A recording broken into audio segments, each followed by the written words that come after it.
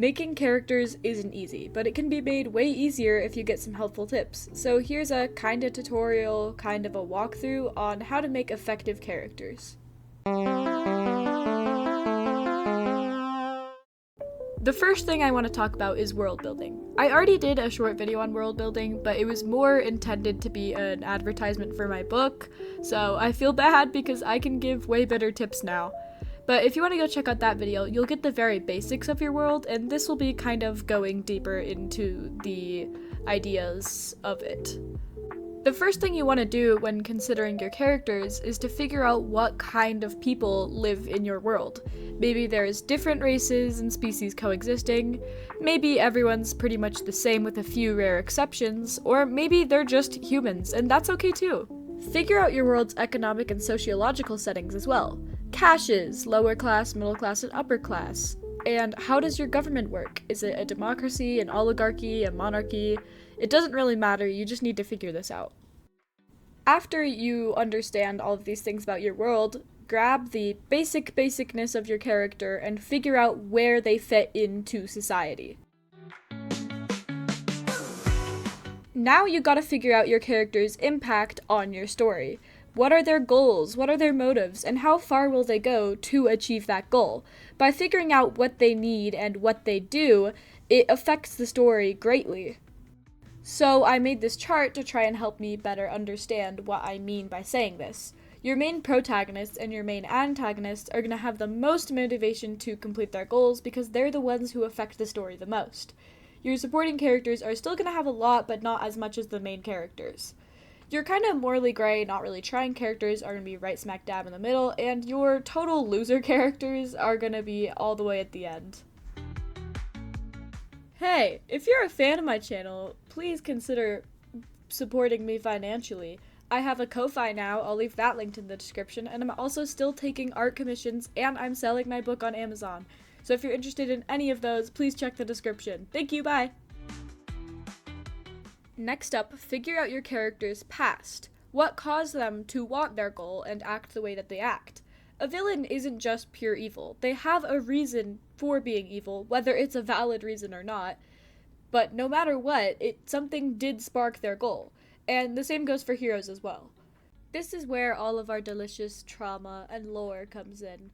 Good characters may have a bad past that they learned from and decided to take a good path, and villains may have a bad past that they just decided to reflect instead of moving on from. And there's all sorts of things you can play with this, but that is the typical thing. By giving your characters a reason to be good and a reason to be evil, it makes them feel more human and realistic, because honestly, people don't just do things, they always have a reason to do things. Now let's talk about your character's personality. This can be really fun to figure out. Note, their personality can be extremely different from their goals. For example, a villain character may be extremely goofy and funny, but that doesn't change the fact that they want to destroy humanity or whatever. Their personality is how they present themselves. It doesn't have to reflect their deepest thoughts and feelings. If we look at this iceberg model I made, the tip of the iceberg shows how they present themselves and how other people see them. Are they funny, brave, kind, smart, whatever? But then the bottom of the iceberg represents their true deepest feelings and thoughts, how they genuinely feel when they're acting the way they act. Some characters may have a surface personality that's very similar to their deepest thoughts and feelings, while other characters may have a way more stark contrast between the two. Piggybacking off of personality, it's important to consider whether your character is an introvert who gains energy from being alone, or an extrovert who gains energy from being around other people. Of course, they can also be an ambivert or omnivert, but I do think if you are one of those things, you tend to lean one direction more than the other. So I think it's good to decide ultimately if they are more of an extrovert or more of an introvert. If you're a writer, you can stop here, but I do suggest sticking around because I think this is mildly interesting. Next up, you want to figure out the design. A good character design will either reflect the character's personality or contrast the character's personality. 9 times out of 10, you're gonna want to reflect it, so let's talk about what that means. When you reflect a character's personality in their design, it means their personality and vibe is quite obvious just by looking at them. The shape language thing means circles are typically meant for kinder and sweeter characters. Sharper angles are meant for more evil, devious characters, and square shapes are meant for more stoic or calm or kind of grumpy characters. However, you don't have to just stick to one shape. If your character is deviously evil but also kind of sweet, use circles and triangles. Mixing and matching them is the best way to go. As an example, here are my characters Kiji and Daiki. Kiji is kind of a little bit devious, a little bit sneaky, but she's also very sweet and bubbly when you get to know her, which is why I only used circles and triangles in her design. Daiki, on the other hand, is a lot more calm and stoic and kinda rude, not gonna lie, so I used a lot of squares with just a touch of triangle. Colors also play into your character design a lot. If your character is more extroverted and likes talking to other people, use brighter colors that are more saturated, maybe more colors, it really depends. And if your character is a bit more introverted, more shy, make the colors a bit more monotonous and also duller, softer colors.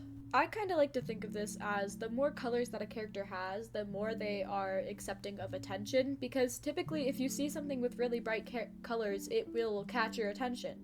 So if a character has a lot of bright colors, you can kind of assume that they're an extrovert. That was a reflective design, but what's a contrasting design? Honestly, I didn't even know earlier either because I made that term up and I like to make up terms. A contrasting design can be described as their design is kind of the opposite of their personality. So if your character is a little bit evil but likes to put on a sweet persona, make the character with round shapes and bright colors. I think a contrasting design is kind of hard to execute correctly, but when you do it, it is super fun. Also think about your world when you're designing the outfits for your characters. If your character lives in a cold climate, give them warmer clothes. Figure out what's socially acceptable to this world and what is the beauty standard. You can figure out so much more with their outfits, but that is the basicest tips that I have. Now that you have your character thought out, designed, and their entire world and everything, it needs a name. My first tip is that any name is better than no name. That is my thoughts. I feel like a lot of people find naming their characters incredibly difficult and will resort to name websites, randomizers, or AI, but there's a pretty good trick that I use that definitely helps me with this. Okay, first, look at your finished character and think about their personality. What letter are they? I don't know why this works for me, but there's just instantly 2 to 3 letters that come to mind. Then what you're gonna do is think about their world, and what would be the real life equivalent to their world? What country would be the real life equivalent? If they already live on Earth, then that makes your job easy, you already have a country. But yeah, just think of what country is your world based off of. Then you're gonna look up names that start with said letter from that country. This doesn't work every single time, but usually it definitely helps me.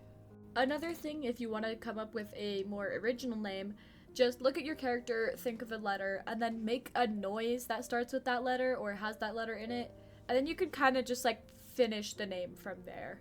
If you use all of these tips to guide you in making your character, you will have a well thought out and more human feeling character. These have all helped me like a million times, so I think it's very, very fun. And if you're interested in another OC video, I have one that kind of blew up. I am still very confused by how this happened, and I am very, very grateful, and thank you guys for over 5,000 subscribers. Crazy. But yeah, I hope you liked it, and if you did, be sure to subscribe. Bye!